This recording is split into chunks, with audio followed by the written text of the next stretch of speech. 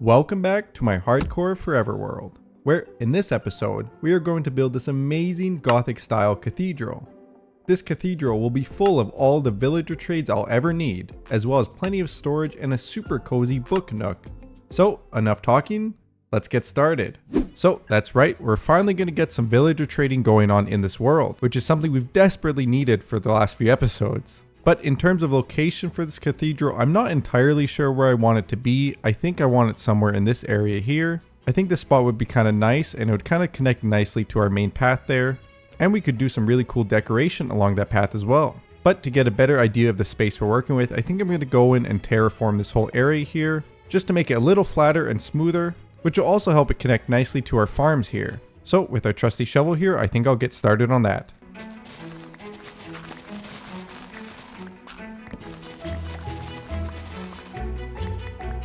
Alright, so after placing in some dirt and removing some of that pesky grass, we now have a good spot to work with here. And I think this should be big enough, we'll have to see. Normally I do plan out my builds in a creative world, but this time I think I want to just go ahead and see what I can do on the spot. So in terms of the sizing of the cathedral, I'm not really sure how big it will end up being, but I think this spot will definitely be a good starting point. So like I said, I'm not planning this one in creative first, so I'm just going to go ahead and make a rough plan. Obviously, I'm not going to build a whole cathedral without any idea of what I'm doing. So I think I want to grab some temporary blocks and create a sort of rough shape of the whole building. And so I think I'll go with some netherrack. It's always a good temporary block to use because you can mine it almost instantly. So it should be a good one for this project. Now I think I want this cathedral pretty close to the main area. Not super close where it's rubbing up on the library here, but definitely not as far away as our castle from last episode. So I'm thinking maybe somewhere right around here should be a good start. And so now I'm just going to go in and place some netherrack with some basic shapes to get a rough idea of how big this build is going to be. Well, I think I'm already realizing that's a little too close to this farm here. So we're going to move it back just a little bit that ways. This is why the netherrack is so good as a temporary block, because it just mines up so quick. Anyways, I'm going to get to work on planning this out and I'll see you once that's done. Alright, so I've got a sort of rough plan done. It is mostly finished, but I think for the part back here, I'm going to need to kind of build out this front section first to get an idea of what I want to do here. So I've left most of this just kind of open for now. But yeah, like I said, I think this will give me a good enough idea to start building with. So I'm going to go see what resources we have. And I'm sure as most of you know, I had to take a little bit of a break recently. So I actually don't really remember what we have for resources. It has been a while since I've been on this world. And looking at our chests, it unfortunately looks like we don't have much. So I think we'll have to head down to the mines and just gather a bunch of stone and andesite and really whatever gray blocks we can find. But thankfully we have our silk touch pickaxe that we got a few episodes ago, which obviously helps a lot when gathering stone, since I don't have to use this little furnace array back here. And yeah, look at that, I barely have enough XP to even just repair this thing one time. So hopefully by the end of the episode, we'll have some villagers to trade with and fix that problem. And so now we can head down to the mines and gather a bunch of blocks, mostly stone and andesite, which will be the main building blocks for the cathedral.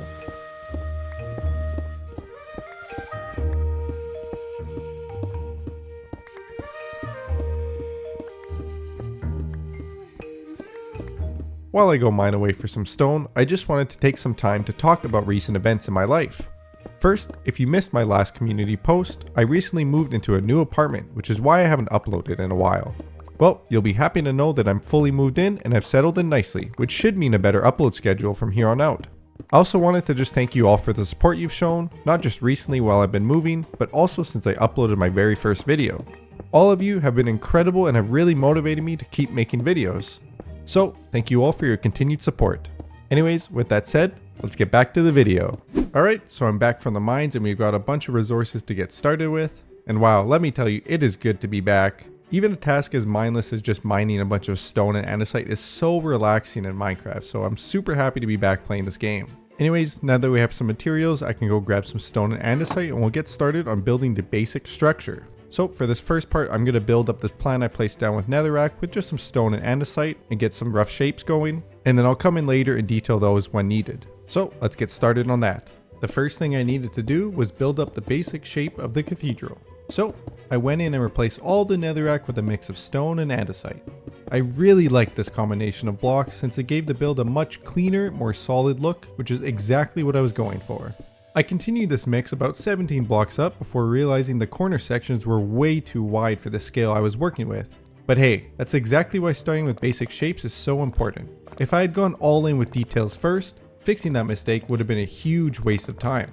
Anyways, after adjusting the corners to fit the scale, I added this cascading archway over the front entrance and began shaping the main roof. These two details completely changed the feel of the build, and it finally started to look like the cathedral I'd been imagining. Taking a quick break from the main structure, I started working on window designs for the corners. And honestly, I struggled a lot here. I went through like 3 different designs and didn't like a single one, so I decided to focus on other parts of the build while I let the ideas simmer in the back of my mind. Next, I moved on to the roofs of the corner pieces. I added this really clean stone trim and staircase design, then filled in the rest of the roof with deep slate tiles. It turned out amazing, and I liked it so much that I reused that same style for the main roof since it just fits so well. At this point, the front wall was looking a little plain, so I added some stone trim and started experimenting with a medieval style wall pattern using stairs and slabs. After a bit of messing around, I ended up with this design that I thought fit the theme really well and really brought the whole front of the building to life. With that done, I circled back to the windows and finally came up with a design that I liked. So I copied over this design to wherever else needed it. I finished off the front with some more stone trim, and finally added this grand wooden door at the entrance. With that in, the front of the cathedral was looking incredible, but we still had a lot of work to do. So it was onto the main roof of the cathedral. I started by running a stone trim along the top edge, filled in the rest with deep slate tiles, and added matching trim details to tie it in with the corner roofs. At the roof's peak, I added a decorative ridge design, which I later learned is actually called roof cresting. Also, just a quick tip, if you ever build something this big, make sure to light up the space under the roof beforehand. I didn't do this and I accidentally created my own mob spawner, which was not fun to deal with. But once I took care of that problem, I focused on the side walls of the building. It did take a few tries to get the design right, but after freehanding a few patterns, I ended up with one that looked fantastic, especially once I repeated it across the whole structure. Now for one of the final structural pieces, the main tower. Most cathedrals have this large tower towards the back, so I wanted to add one of those as well.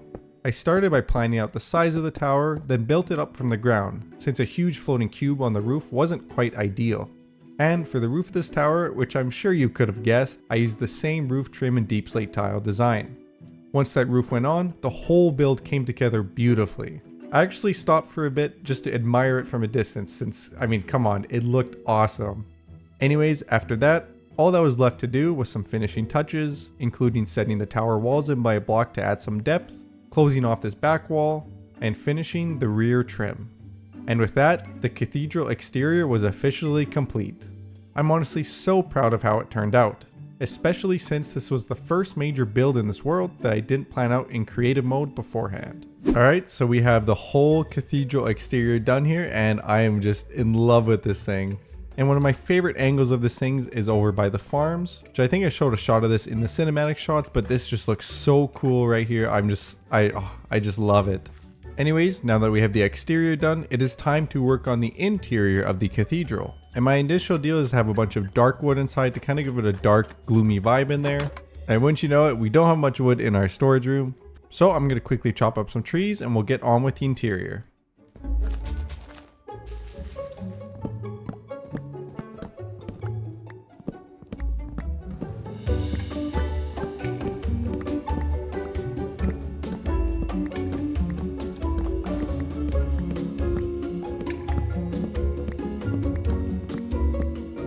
So now that I've gathered up a bit of wood, I think we can get started.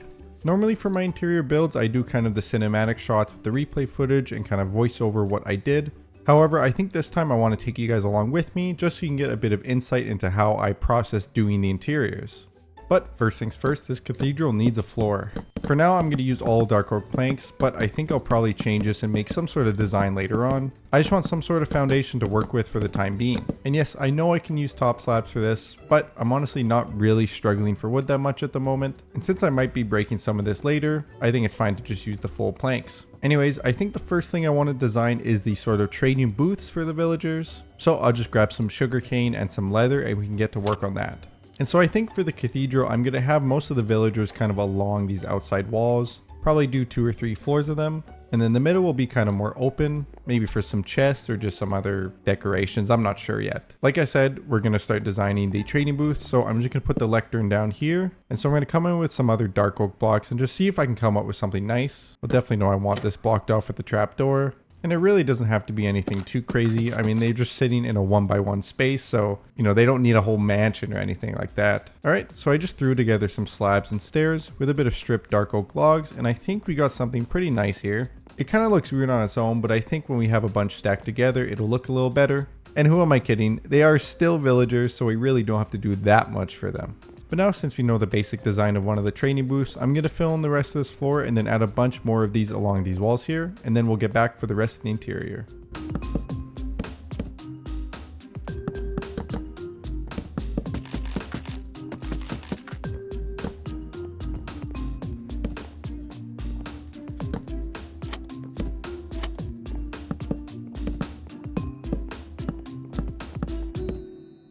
Okay, sweet. So we've pretty much finished all these trading booths on this wall. And I wanted to just stop there for a second because I was worried that this was going to be a little bit too much wood with the dark oak trading booths and the floor. But I think it actually looks pretty nice.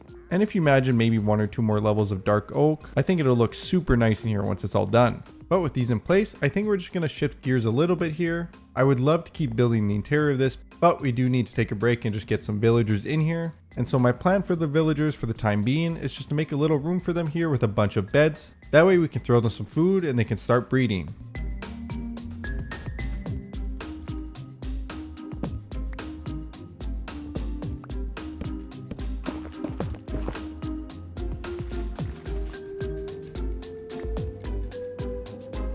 Alright, so it has taken quite a bit of time, but we do have all of our villagers here. And I did get slightly ahead of myself and put a few villagers in here already, but I only put about 5 or so, so really not too big of a deal. But just look at our army of villagers here. It is just ridiculous. And if you're wondering, we have 58 villagers here. I think a little bit more since they've had a few kids, but about 58, which is 2 levels of villagers on each side of the cathedral, which is kind of just what I'm planning for. And then I think we'll stick any extra villagers just in the back here for now. But yeah, pretty much all we have to do now is fill in all these spots of villagers and then build a second layer and then copy that over on this wall here, and we should have all the villagers in. And if you're wondering about the distribution of the villagers' jobs, I planned it out so we'll have about 10 farmer villagers, 10 fletching villagers, 8 cleric villagers, and then 1 of each of the remaining jobs. And then we'll also have 19 librarians just to trade each of the books that I want. Obviously that's not every enchanted book in the game, but it's just the ones that I think are most important to us. So I think we've spent enough time gawking at these villagers here and we can get on with putting them into their trading booths. So first things first, I will need a way up to the second level of villagers. I was originally thinking a spiral staircase here, but these blocks here do protrude a little bit too far inwards.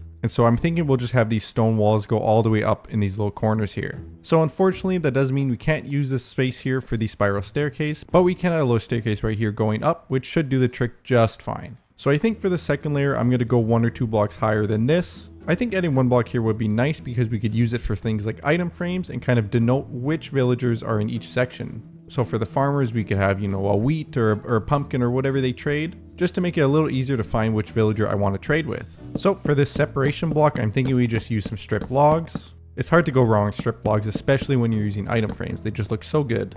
Alright, then we just gotta strip all these logs now. Perfect, just like that. And I think we'll probably let this second layer hang out just 1 block, just to make sure we have enough space to walk around up here and trade with the villagers. Alright, and I think that's starting to look really cool. I do like the overhang. I think that's gonna add a lot of depth and character to this build. So for the rest of this border, I'm just gonna do something similar here with the offsetting stairs and slabs. And I think it being staggered with this bottom one is going to look really cool. Perfect. And I think that looks pretty good there. And so now that we figure out the height of the second floor, we can go in and put our staircase. And so I think a basic wooden staircase should work fine with a few accents of stripped logs, which looks really nice and kind of seals off this area. And I think for the rest of the staircase, we're just going to do a very steep decline of logs. I'm just going to come in here and cap these off with some slabs. And I think that looks pretty good there. All we have left to do for the second layer is obviously put in the villagers, but besides that, we have to get a railing on here.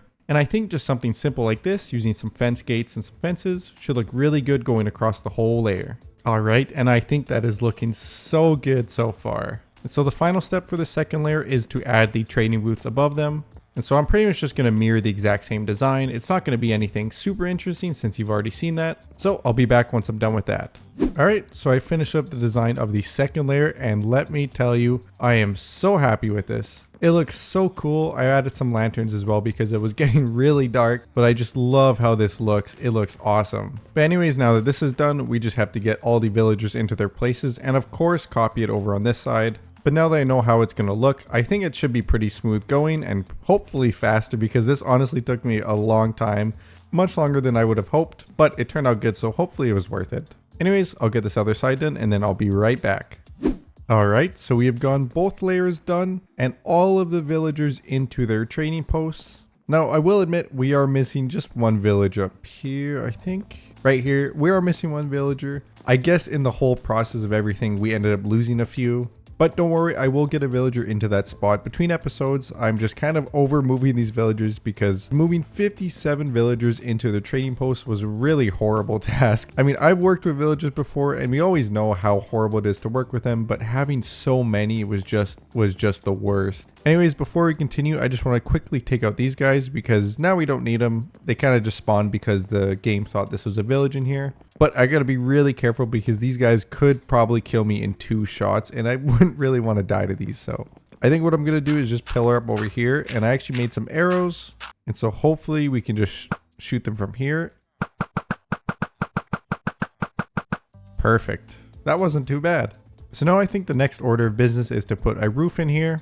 I do kind of want to make a separate roof from the deep slate one. I've been doing that a bit in my builds where the actual exterior roof is disconnected from the interior roof, so you kind of have 2 separate roofs. And I like doing this because it lets you create your own roof on the inside without the pressure of kind of conforming to whatever you built for the exterior. So I think for this roof, I'm going to stick to dark oak again. And I'm thinking of kind of having some taller, steeper roofs in here, kind of similar to the library if you remember. And I think that should look pretty good and tie this whole area together. So I'll just need to grab a bit more dark oak and then we can get started on the ceiling.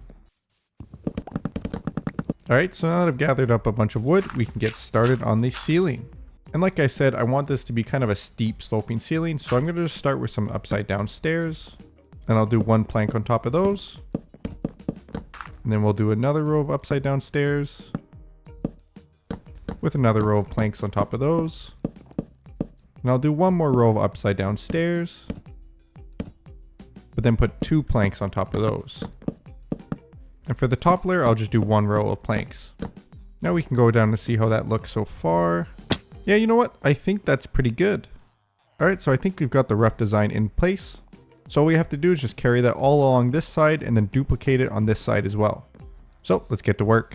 Okay, sweet. We got the roof in and this looks pretty cool. I really like how it's all enclosed now, and I do feel, honestly, I feel a lot safer. Mobs are kind of dropping from our roof earlier, so this is definitely nice to have. Now it does look a little plain, I will admit, so I think I'll come back later with some details, like maybe some cobwebs, some vines, or you know, what other details I've been using. But for now, I do want to focus on the entryway here because this doesn't look the best. It kind of looks weird. I'm honestly not really sure what I'm going to do with this, because we do need these sides open here for the stairwells, so we're kind of limited on what we can do. But I think I'll just mess around for a bit and see if I can come up with something that'll look good. And I think what I'm going to try is just filling in this whole wall with trapdoors. And honestly, that doesn't look that bad. That actually helps quite a bit. And I think if I did 1 more row on each side, that'll definitely look better. Alright, I think we've got it. Honestly, there's really not much I can do here because this is the actual door to the outside. So I can't really do any sort of like supportive beams or anything like that. So I think this is going to have to do, and it does still allow us access up the stairs, which is perfect. Now that we have the doorway done, I think we're pretty good for now. Like I said, I'll come back later and do a bit more detail work, but for now I want to make sure all the villagers have their jobs and are locked in. And so this might be tough because I've been having problem with these farmers earlier, so we'll see if we can get them to accept their farming jobs. So I'll probably just do some sort of montage of me going through all of my villagers, at least the ones that I can do right now, and getting their jobs done.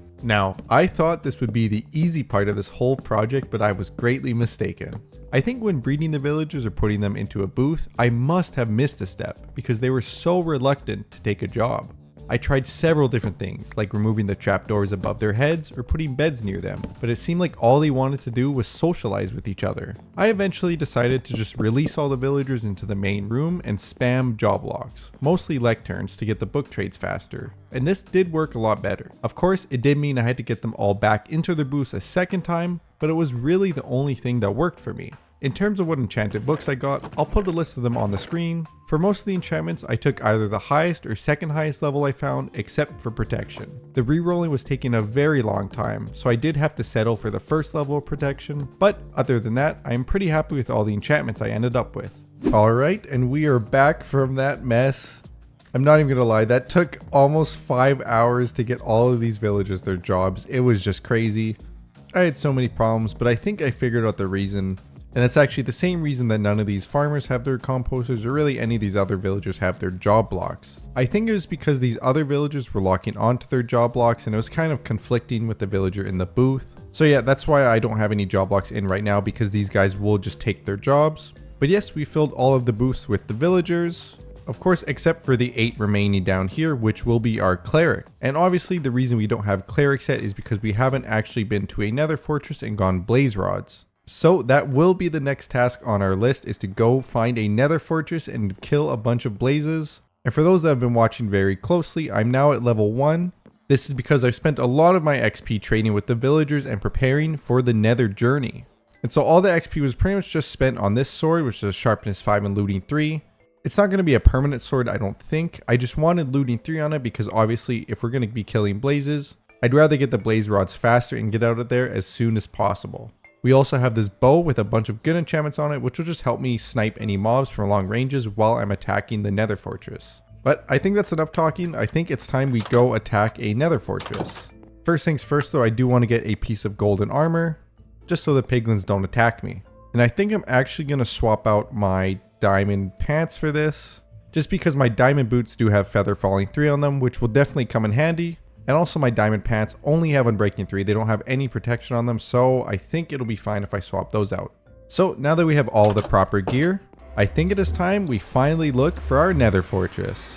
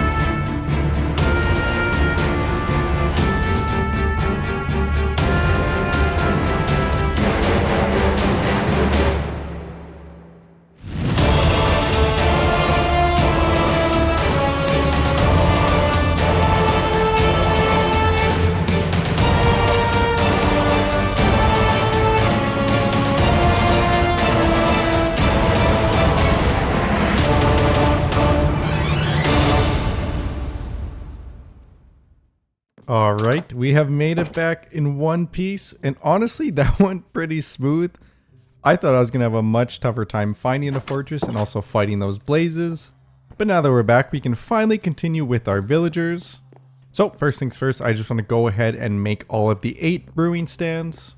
Which I actually thought you needed 3 blaze rods for a brewing stand. I always forget it's only 1. So we really didn't have to spend that much time in the nether. But anyways, let's go ahead and craft up 8 of these. Alright, so now that we have the 8 brewing stands, we can get all these villagers put into their booths, and then hopefully we'll give them their jobs.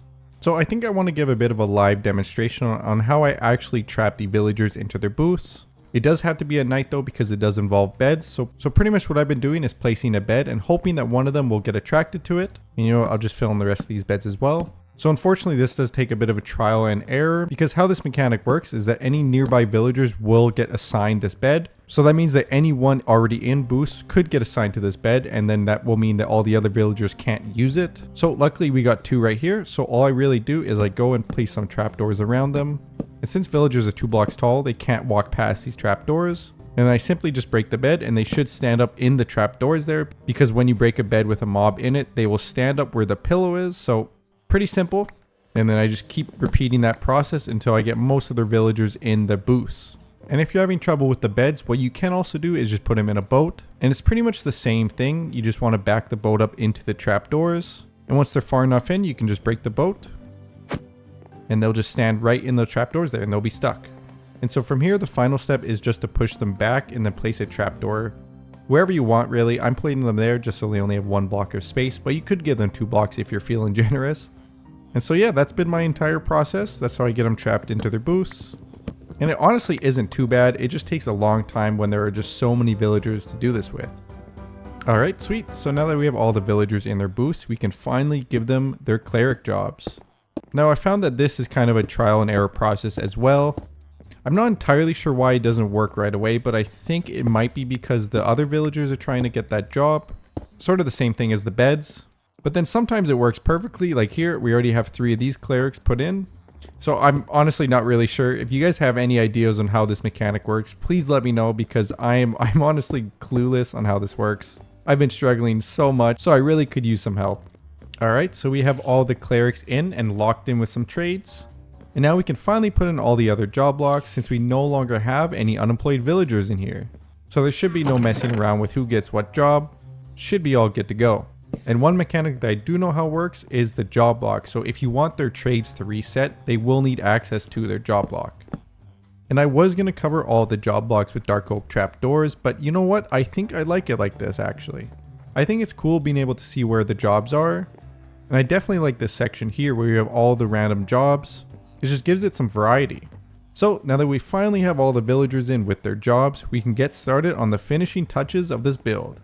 For the interior, the first thing I wanted to tackle was this back wall, since it was looking very boring at the moment. I knew I wanted this to be a storage area, so I threw in 4 layers of double chests and encased these with some dark oak accents, as well as a ladder to get to the 2nd level. At the top, I put in a segment of the same fence design I used throughout the cathedral. Behind this, I added a bunch of bookshelves, some empty, as well as a few potted flowers, some cobwebs, and some leaves for decoration. It was then onto the roof, where I simply added a mix of cobwebs and leaves. Given the limited space, this was really all I could do, but it still turned out amazing and immediately looked a lot livelier inside. Onto the exterior, I first marked out the pathways leading up to the cathedral. Once I knew where the paths would be, I started filling in a bit of the dead space with the outline of a flower bed. For this, I just used a mix of stone blocks that I've been using all around my base. For this flower bed, I wanted it to be mostly these 2 tall pink flowers, but also threw in a few others along with some bigger bushes to break it up a bit.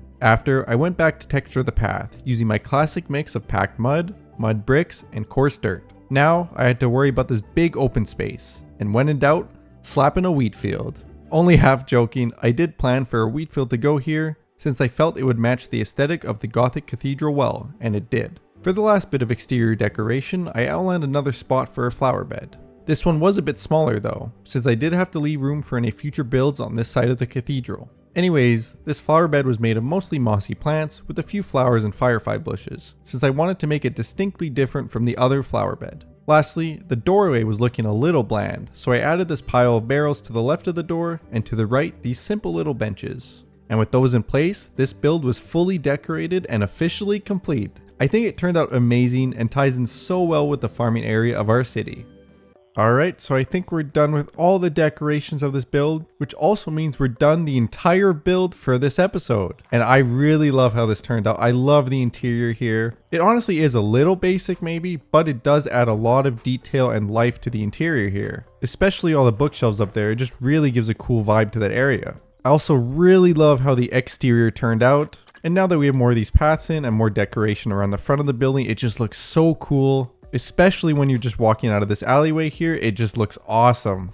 And then we've got this little path here that goes all the way to the bamboo farm, and it just looks so cool from every angle. I love it so much. Anyways, I think that's going to do it for this episode. So thank you all so much for watching and all the support you've shown lately, and I'll see you in the next episode.